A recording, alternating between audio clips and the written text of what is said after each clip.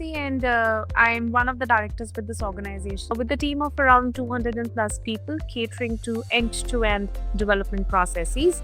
We are catering to the global market, which caters to US, Australia, Japan, South Africa, Middle East, all of these major geographies so far. We did replace actually DocuSign with Arum PDF because we wanted to utilize a better solution, but at the same time, we wanted to utilize a cost-effective solution as well. And then creating and filling the PDF forms, automatically generating the document workflows. These are very good examples, I would say, which we have utilized in various of our projects in various ways. Major part, I believe, was that as a SaaS application, we are developing a SaaS application. We have to have a feature of invoice generation. With invoice generation, we have to give a PDF. Iron PDF was one of the very feasible solutions or feasible tools which was being seen out there in the market at a very cost-effective way. So we were developing one of the platforms which is being utilized by hospitals and clinics in the state of Louisiana and West Virginia. And that's a healthcare compliant software. So while we were developing that platform, a need came in where we had to scan the ID cards of the patients and extract the right kind of information and fetch that information and put that into our platform. And we were going through multiple tools at that point of time. And again, we were just not getting the right kind of solution, or the tools available were not supporting the tech which was already being utilized by the platform at that moment.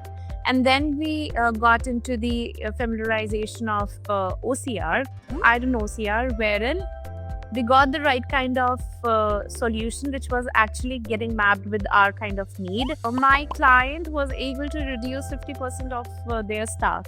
The best part about Iron PDF was that the support was very easily available. So being cost effective is definitely one factor, but how cost effective you are, how easily your support is available to the dev community, that also makes a huge impact.